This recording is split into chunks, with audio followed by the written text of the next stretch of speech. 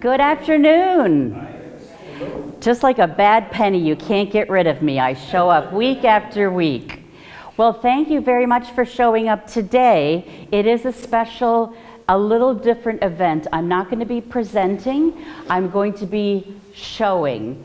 So let me tell you what all of you are going to be doing. You're going to be helping me out as observers. If you make a note over here, you can see that there are 4 of your colleagues that are called volunteers. They are being suited up for what we're going to be doing in a few minutes. So I have my 2 volunteers. This is Miss Sue and Miss Gail, and they're going to be taking care of the volunteers. But while they're doing that, I'm going to ask all of you to do something very important with that piece of paper that you have in front of you. So here's what's going to happen. Each of our 4 volunteers are going to be given a set of 5 tasks. They are in column A, B, C, and D. Because we have 4 volunteers, we have 4 sets of tasks. I'm going to assign people in the audience, you, my observers, to watch your person. I'm going to assign you one of those 4 people to watch and to make tick marks next to the tasks that they've accomplished. So for instance, the first person that comes out of the door, I'm going to say to them, please find the black shirt, button 2 buttons, and fold. Please count 37 cents out from the coin purse, etc., etc. So what I'm going to do is ask these 2 tables, you and you, to watch the first person that walks through the door. I don't know their name, so we'll just take note of them as they come out. So your person is going to be doing the tasks in column A, okay? Now, in addition to the tasks that you are going to be watching your person doing, there's also behaviors down at the bottom of the sheet. Things like, did they start to talk to themselves? Were they following another person around?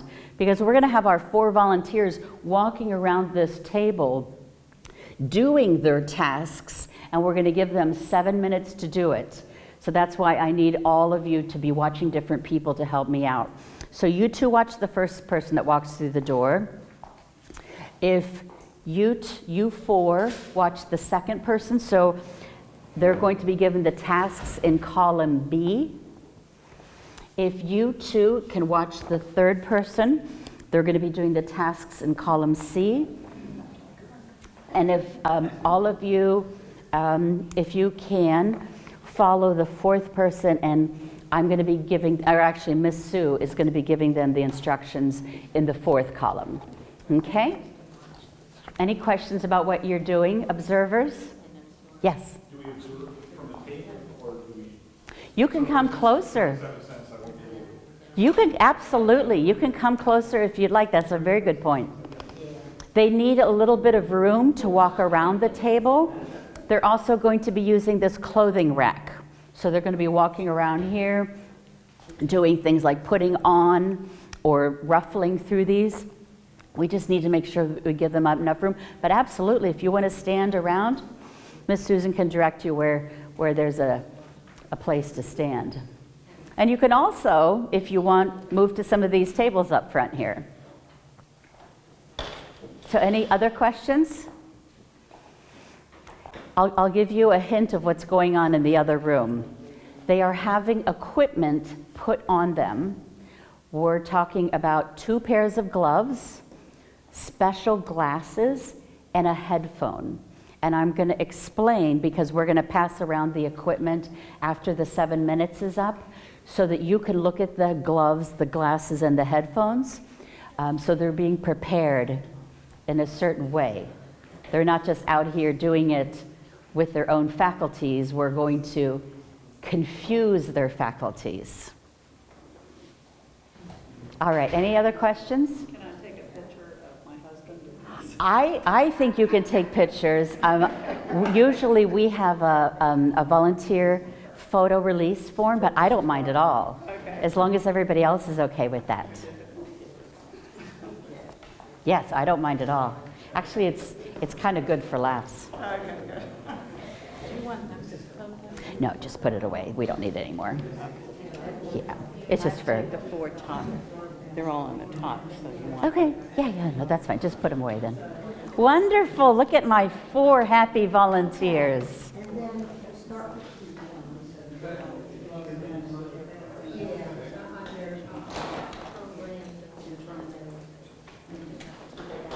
Okay, if everybody can pay attention now, we're going to start with the first person. I'm going to offer your sense of hearing. Okay, John, can you hear me? Yes. Your tasks are find the black shirt, button 2 buttons, and fold. Count 37 cents from the coin purse. Take Tuesday's pill and put it in the medicine cup. Feed the dog and sort the cards by suit. Your time begins now. After I remember what you told me? Next, Roy. Greg, Roy. Okay. All right, Roy. Now for your hearing. That's not a shirt. Okay, can you hear me? Can you hear me? Can you hear me? A little bit. Okay, button 3 buttons on the white shirt and hang it up. The white shirt? Yes. Tie the shoes. White shirt? Put 3 puzzle pieces together. Fold 4 pillowcases. I can't hear you well. Stab the measuring cups. Your time begins now. I don't know what you said. Black shirt, is that? Where's the black shirt?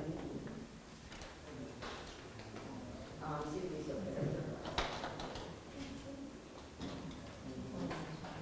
It's Now the they're black off shirt. your hearing. Yes, Okay, Nancy, can you hear me? Zip the vest and place it on a hanger. Add 16 and 23 on the calculator. Circle the fork and lamp in the activity page. Address an envelope to yourself. Place a call to your friend and tell them the date and time of your location.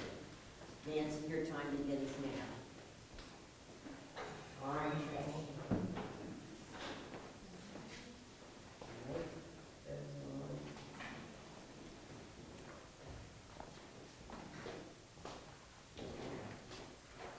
Can you hear me? Write the name of 3 family members on the notepad.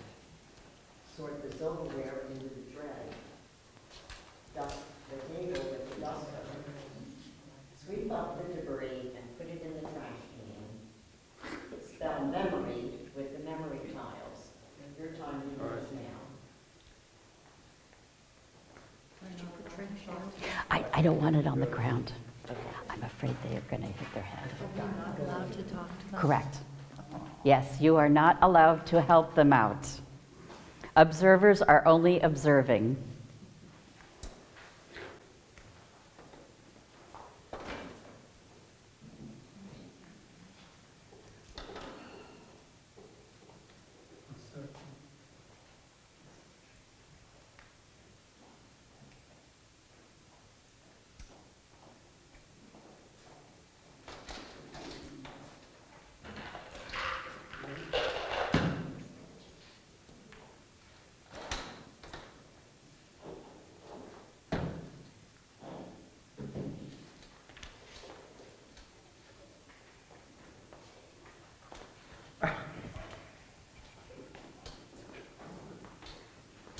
I have no idea what I'm doing.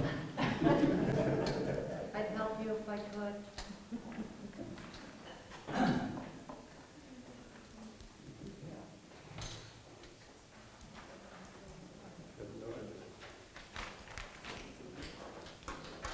So, once you take off.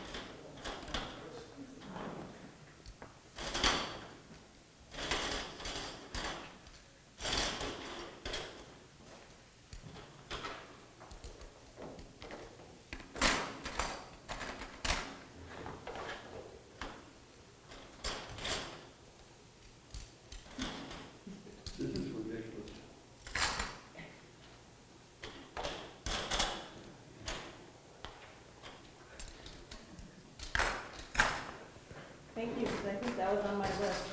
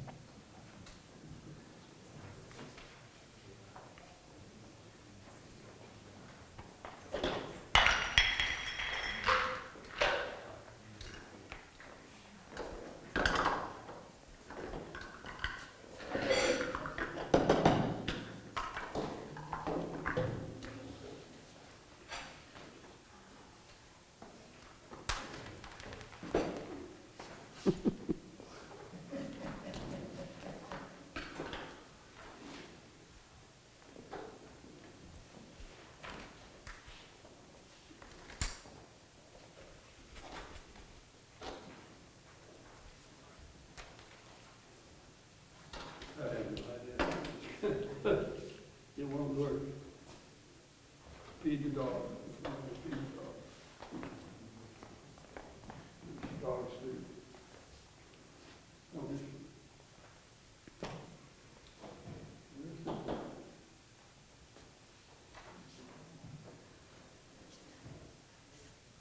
Dog.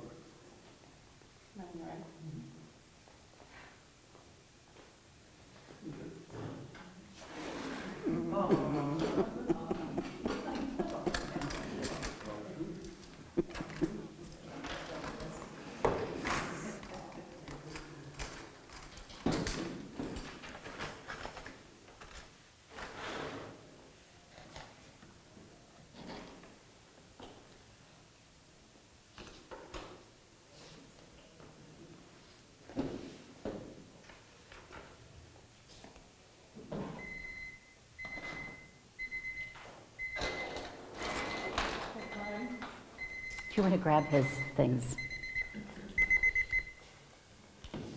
All right, you're done. Okay. Okay, thank you.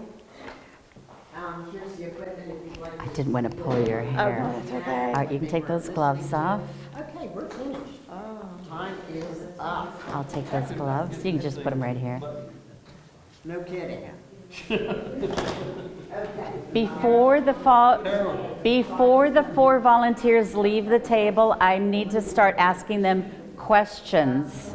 Go ahead and take those off. You're done. You're done. You're done. If I could just have you stand here for just a moment. Yes, please. There you go, right All here. right, I'll take it. Thank you. Thank you, Sue. And you can take those gloves off, and you can throw those away, or just throw them on the table. Okay, everyone. Let's give a round of applause to our 4 volunteers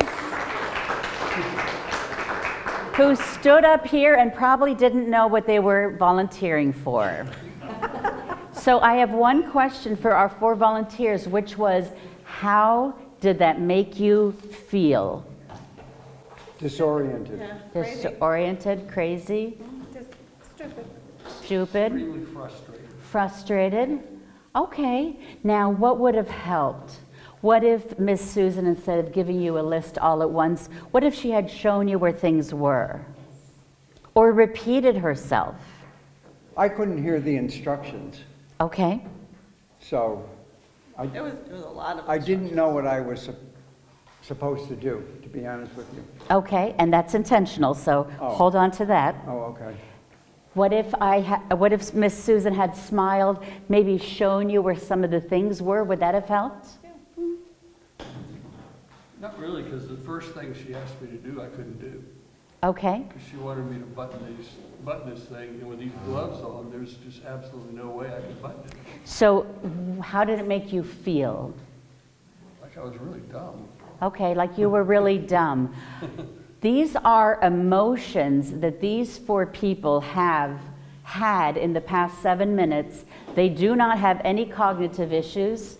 They do not have dementia, but simply putting on this equipment of 2 pairs of gloves, pair of glasses and then the soundtrack with the headphones made them feel this way.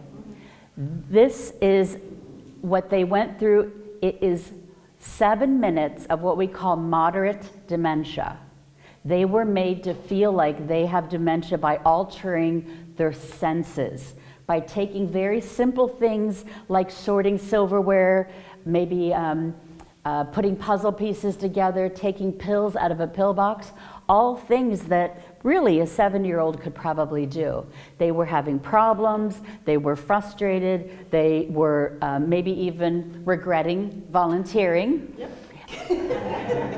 But that's what we need, I'm saying collective what we need to remember if we're either the caregiver of somebody with dementia, or we see them on the streets, or we're a neighbor of them. What they just went through is indicative of that. So I'm going to explain a little bit more about why we did the equipment, but I wanted to thank all 4 of you. If you wanted to return, I'm going to explain what happened. Thank you. Thank you. So we humans, we get 99% of our information through our vision. Obviously through our other senses, like sense of smell, sense of hearing, but we're mostly visual people. So what we've done is we have now hindered the 4 volunteers in their sense of touch. So doing simple things like putting together these very small Scrabble tiles and making them have a word, maybe sorting the silverware, maybe one of the tasks which was writing down names, so they were using a pen. We wanted that to be more difficult. Basically, anything that is affecting our brain is going to be affecting our muscles, and when we write or we button a button, we are using our fine movements here. So this is something that becomes more difficult when people have dementia. So I turned to John. He was up here, and he seemed to have quite a bit of difficulty with this black shirt. His instructions was to find the black shirt, button 2 buttons, and fold. Pretty simple. But with 2 pairs of gloves on, it became a lot more difficult, right? Yep, And tell me what was difficult about it. I couldn't find the hole. Okay? This is an example of what not to do. It's a black shirt with black buttons, very small little buttons. It was difficult for him to find the buttons, to find the buttonholes. Don't do this. If you're the caregiver of somebody with dementia, don't make their lives more difficult. See, you do it. Give them a pullover, give them something to put on. This is something that is very difficult, and as a result, it was frustrating. Now, the other thing that we did was the glasses, and those of you that have looked through the glasses, we've impaired, as I said, we get 99% of our information from the world through the glasses. So what we've done is we've limited that range of your vision. If you hold them up to the light, you can see it's just a small area about the size of a dime. What we have found out in research is that people with dementia need 3 times as much light as normal people. That means that if they're working on something, or they're doing a crossword puzzle, or they're coloring, or whatever they're doing, they need not light like this that has a lot of shadow. They actually need task lights to be able to see the same that we could. The other thing about the glasses, did anybody notice the sides of it here? Or those 4 volunteers? No peripheral. No peripheral vision. How limited does that make your being able to take information from the environment? Basically, you're just looking here, and if you want to see over here, you have to turn your head. This leads to maybe somebody talking to someone with dementia from behind them. Think of that. The person with dementia, they're kind of, maybe trying to, make sense of where they're supposed to do, and all of a sudden somebody starts talking behind them. Well, that's got to be difficult. It might even startle them by having somebody all of a sudden, touch them on the shoulder.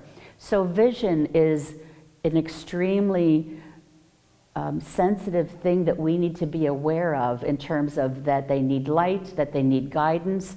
Also, depth perception. If any of you who wear gloves have gotten a new prescription, remember when we used to get them and, ooh, it looks a little wavy down there because your eyes hadn't adjusted yet to the new prescription. Well, that depth perception can lead to falls. It could lead to somebody thinking a dark area maybe as a hole and being hesitant about walking. So we want to make sure we're very aware of lots of lights, lots of motion detector lights, things in the bathroom, so that people can find the bathroom. Now we get to the third thing that we did to these 4 lovely volunteers. How was this, wearing this? Awful. Awful. Right. It is a soundtrack of people talking. It's a few loud noises like a phone ring, a doorbell. I think there's a train horn. There's some glass crashing. And the reason why we did this isn't to make life difficult for them while they were trying to do these very simple tasks. What we wanted them to feel like is that they're in a noisy environment and they can't shut off or filter out any of these normal sounds. So what I mean there is the person with dementia, if they're in a noisy environment where there's the TV on, maybe the dog's barking, maybe somebody's got a radio on, or maybe somebody's playing a video game, somebody's having a conversation over there, all of those sounds are the same loudness to them. They've lost the ability to filter out those sounds, and as a result, it's going to sound like this to them. So I don't know if I mentioned it last week, but my mother had Alzheimer's, and I didn't realize things like the hearing, that she was being bombarded by these sounds. So I thought it was a great idea to take her to a restaurant that was opening. It had no carpets, it had no textiles, it didn't have any curtains, and it was loud, it was echoey, and as a result, my mother was miserable. I have a picture of her sitting at her chair, and she's kind of like scooping the food in. She can't wait to get out of there. I didn't realize that in that noisy environment, it was an uncomfortable, as you said, an unpleasant situation. So this is another thing that we talk about families. Don't do this to them. Don't leave the TV on for company.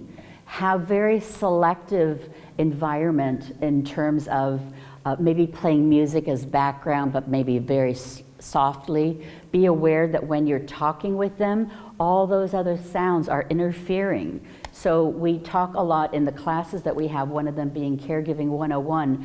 We need to practice good methods of communication, which means get someone's attention, maybe tap them on the arm, maybe get eye level with them, speak slowly, speak simple sentences, depends on how far their dementia has progressed, and give them time to respond.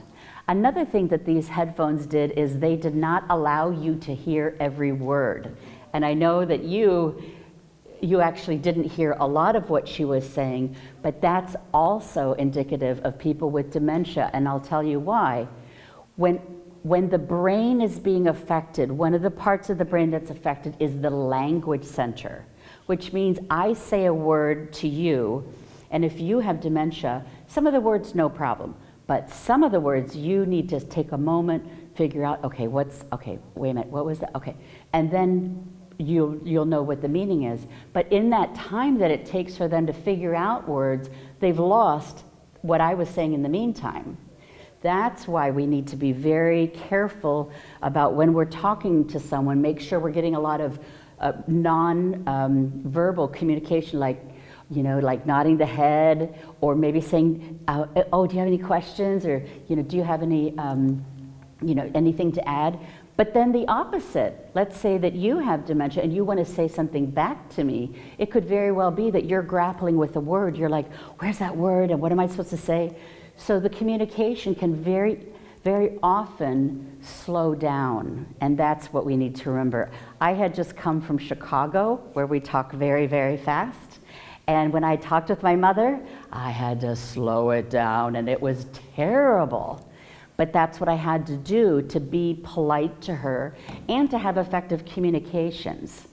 So those are the things that we did to our volunteers. We wanted to interfere with their sense of touch, their sense of the vision, and also their sense of hearing. So any questions about the equipment part? Got one question. Yes, sir. Somebody's older and they have bad hearing, and they have hearing aids. Mm-hmm. Would the caregiver be the one that all these new hearing aids have apps that you can use on your phone and stuff. Would the caregiver be the one that might turn that thing down if there's a loud TV going on or something like that? I mean, I would hope so, that somebody would know how loud it is and then be able to adjust it. I mean, in the beginning parts of their dementia progress, they probably would be able to recognize that and turn it down themselves. But sure, I think a caregiver would be, or a family member asking, how loud is it? So that's a good question. Anyone else? Yes, sir. Many of these things that you've talked about are indistinguishable for me from aging.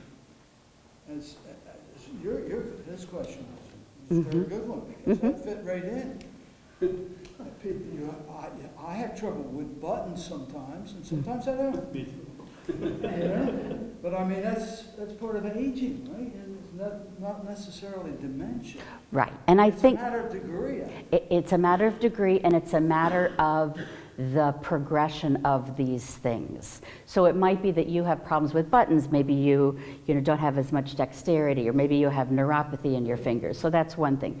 But if you had short-term memory loss, and you had issues with the buttons, and you might have trouble making decisions, and you started to lose your short-term memories and you went back to long-term memories where you might be thinking that you're in your 20s or 30s, and you start calling people by the wrong names, that's what I mean. With dementia, we look at all of the symptoms. Well, I recognize dementia, and I recognize aging.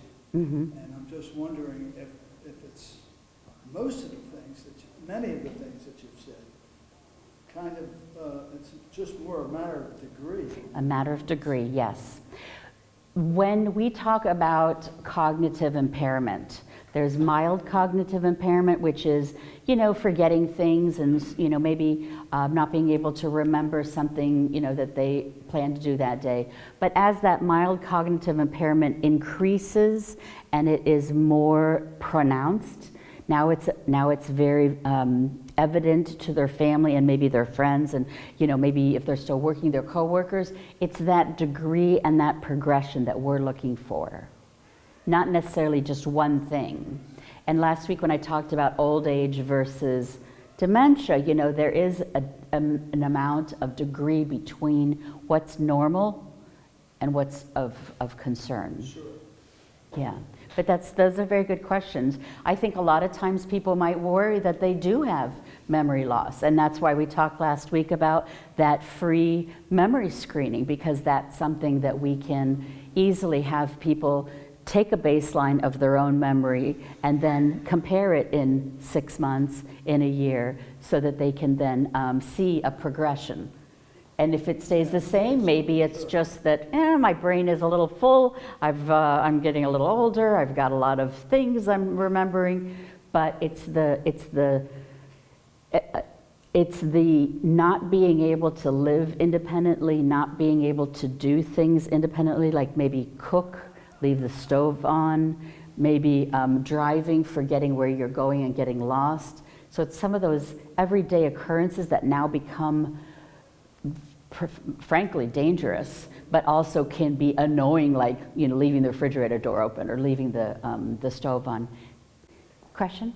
Related to the memory test, Trish mentioned to her cousin the test, and she was concerned that an insurance company may get hold of it and pick up the rates. And I assume there's Yeah. confidentiality. Well, exactly. Yes, there is definitely. So there's no reason to get the insurance company involved. No. This is a test. It's 10 questions. It takes about 20 to 30 minutes. It's the MMSE. You can look it up. It's a known, it's a national. It's just, draw a clock and then give me, as many words you can that start with this letter, and then count backwards by this. I mean, it's all very standard things, but we don't share it with anyone.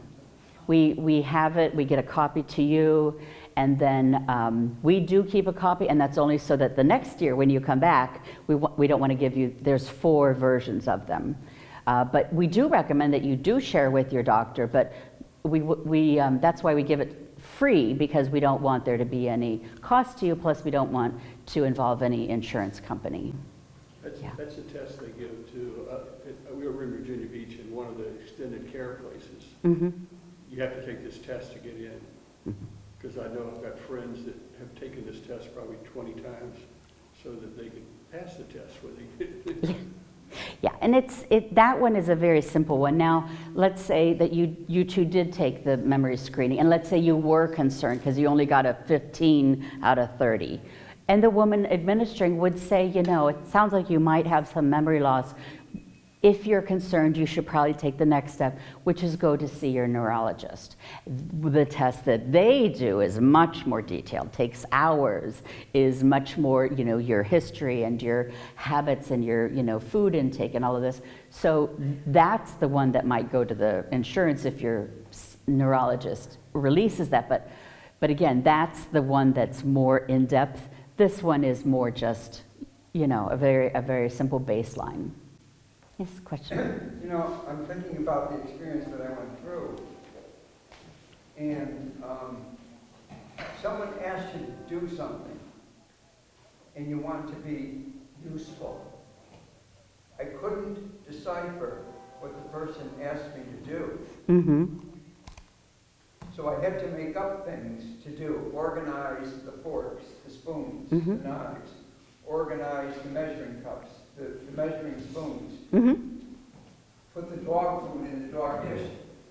Not knowing if I was being useful. Absolutely, and we often find, let's take the most common, at least, you know, maybe in this room, spouses. So one spouse is suffering from some type of cognitive impairment, and the other one isn't. So the things that we saw you 4 volunteers do, some of these behaviors, if you notice that they were all kind of bunched up right here in the beginning, they were all kind of like, well, I don't know what to do. What are they doing? Okay, that's very common for spouses to do, because one spouse that has dementia is maybe forgetting, what was I supposed to be doing? But also walking around, and you noticed a few people were walking around picking up things and saying, I think somebody picked up the pair of shoes and said, shoes, you know, like, hey, there's shoes here. But I mean, trying to cue yourself as to what am I supposed to be doing, that's very common. The reason why is because all of us, I'm going to speak broadly, all of us have led interesting, valuable, productive lives, right?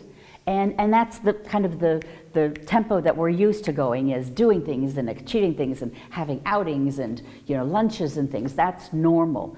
All of a sudden now, if your brain starts not giving you the right information and you're sort of, you know, you're kind of a little bit lost, well, sure, you might say, you know, to your spouse, what am I supposed to be doing again? You know, when's that doctor's appointment? And that's where their irritation or their annoyance might come in. And that's some of the things that we teach caregivers in our classes, is how to be patient, how to understand, you know, why they're asking those questions that they're asking.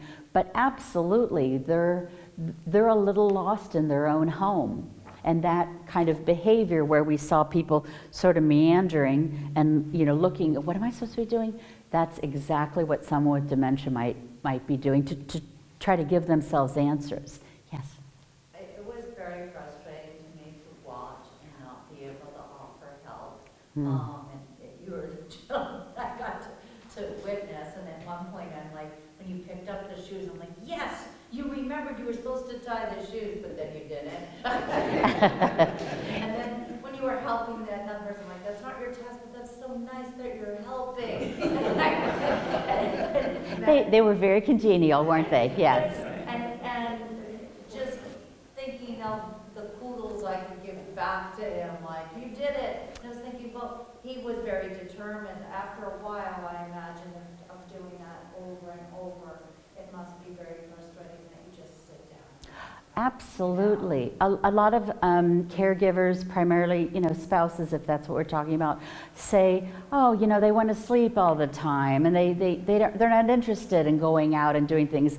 It's like, yeah, because their normal day is much more difficult than our normal day because they're still trying to figure out things. They're trying to get things that, that make sense. And I think I mentioned last week when we were talking about old age versus dementia, imagine you're going on with your life and you've got plans and you've got tasks to do that day, and all of a sudden somebody comes and takes a big eraser and just erases all of your thoughts and plans and aspirations for that day. And that's what short-term memory loss is like.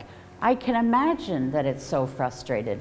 My mother, she was quite despondent when she was going through it because she knew what she was losing. I mean, she knew that she was not 100%, yes. Now, how did our volunteers do? So we have our first volunteer, right? Was that? John, okay. So the people that were watching John, my observers, how did he do on his 5 tasks? Well, I don't understand why you were trying to put it on. He did one? You were trying Because I to- couldn't figure out where it was. I know, He put on the shirt, didn't he? yeah, but also all he did was fold it. But you But couldn't yeah, find. I couldn't find the buttons, so I figured if I put it on, I could figure out where the button was. Oh, yeah. Sure. It looked very uncomfortable. I think there was a Yes. reason for that, right? So he was trying to make sense of the shirt by putting it on, which makes, that makes sense, and trying to figure out where the buttons might align. What else did he get done? Feed a dog. he fed- Okay, all right, that's right. You had the dog on the table, you were feeding it. Excellent. Did you notice any behavior, though, of what he was doing? Was he walking around a lot? He really did, yeah. He was standing here and he was darn determined that he wanted to make that shirt work, right? I mean, and that's probably a personality trait that you have, tenacity, following through. So, if you ever got dementia, which we hope you never did, you would probably be a very, I'm going to get this right now, and that's a plus, right? Those are plus assets. Great. How about my second volunteer? Who was that, Susan? Oh, okay. Okay, Roy. How did Roy do to my observers here? Yeah. Buttons up. Okay.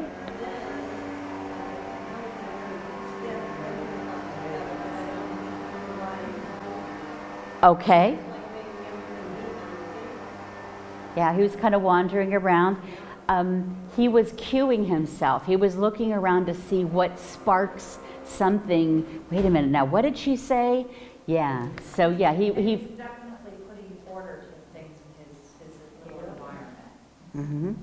People that are very organized, they like things a certain way.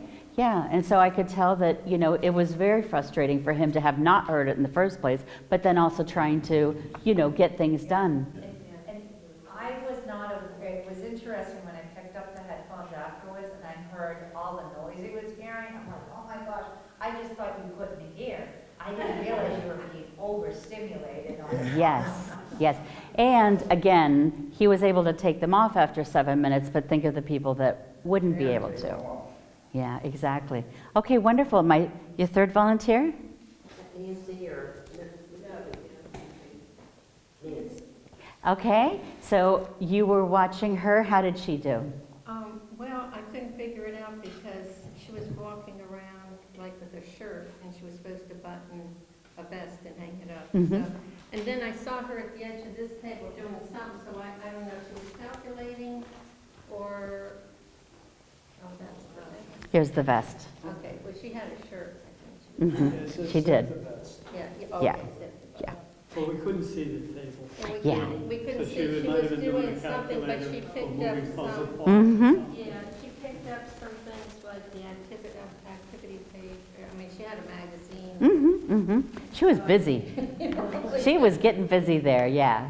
Yeah. Very good. How about any behaviors? Did we see her? I saw her like rummaging, I guess she was trying to find the vest. Mm-hmm. And then she was kind of wandering, like looking for, I guess, whatever she Mhm. thought she needed to do next. Right, right. Wandering is very common. Rummaging is very common. Looking for things, absolutely. So very good. That's Uh, a tough vest to find. That is a tough vest to find.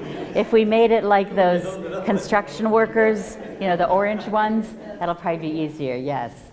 And then our fourth volunteer. How did our fourth volunteer do? All of you were watching and observing her? She did pretty well, actually. She did 4 of the 5 tasks, and she didn't seem to get really frustrated, I didn't think. I remember picking up the phone saying, I think I was supposed to do something with it, but I didn't know what. I couldn't remember. And I had a hard time with those tiles, with the gloves. They kept sticking to the gloves, and I'm like, I spent a lot of time on that, and I spelled the wrong name, or spelled the wrong word. But I agree with, yeah. No, actually, she told you memory, yeah. So you did it right, yeah. Yeah. On the page it says star. I'm like, how did I? So I agree with you. You seemed pretty okay with everything going on. You know what, getting the voice behind you was very nerve-wracking because, when you're talking to someone and you get that command or whatever, but getting it, it's very confusing. Yeah. Getting a list of things from behind you and then trying to go do it, and it's amazing how quickly you forget. Exactly. How quickly you forget, how easily it is to be distracted. Some people might have heard others. So you heard, John, just your own, but the other 3 heard yours and then the second one. So you actually heard all 4 instructions. I think I was stacking. I was like, We see that a lot. But that's also something that people with dementia, they're trying to make sense of the world. Well, what are they doing? Well, there's a pen, okay. A lot of times they gather, which is they hold things and they walk around with them. So again, we're talking about people that might be more advanced than somebody that you might know in your everyday life. Maybe these are people that have already been brought and are now living in facilities. But these symptoms that we're showing you, these behaviors, they're not unique. There's a lot of people in our community that do have dementia, and unfortunately we have an older population, and we are going to see these things in our everyday. Yes. Go ahead. I was just going to say that none of them asked for help. No, none of them asked for help. Can I comment? Sure.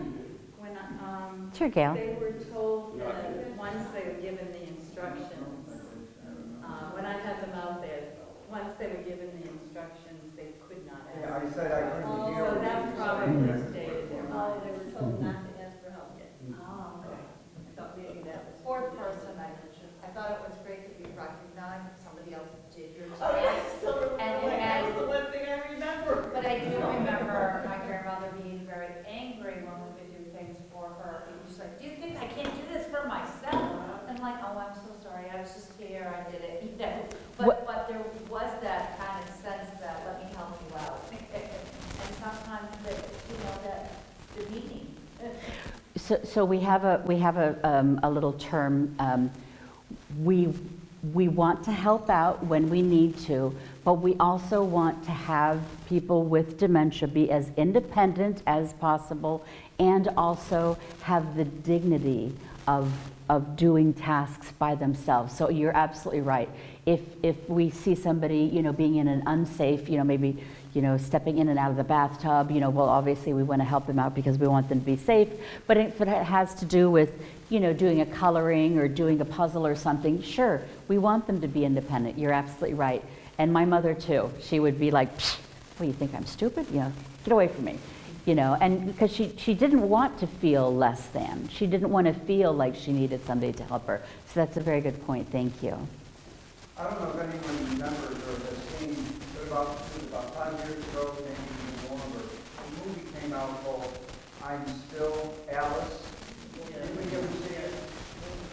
It's about a college professor who comes down, and she's maybe in her 50s, but she comes down with Alzheimer's. And it's Yes, she does. I Yeah. don't know if you can get it on Netflix or whatever, Mhm. I'm still Alice. Yes. And we have a lending library at our office, which is just down the street in the old doctor's clinic, and we have the book too. So yeah, it's very poignant, and it's hard to watch for Very hard to watch. most people. Any other? Especially if you had someone in your family that has gone through that. Absolutely. You don't realize how thoughtless you were at that time, Mhm. because you didn't understand. But Absolutely. So, anybody have any questions about this dementia experience that we just went through? I want to be respectful of your time. I just have one. Sure. So if somebody's been diagnosed with moderate Mhm. dementia, which we know somebody that has, this is their world. I mean, it's what you're saying, right? Because you said this represents somebody with moderate. When we have looked at studies of people that are going through dementia, the stages, and we ask them what it's like, they have given us this information that yes, it is like that.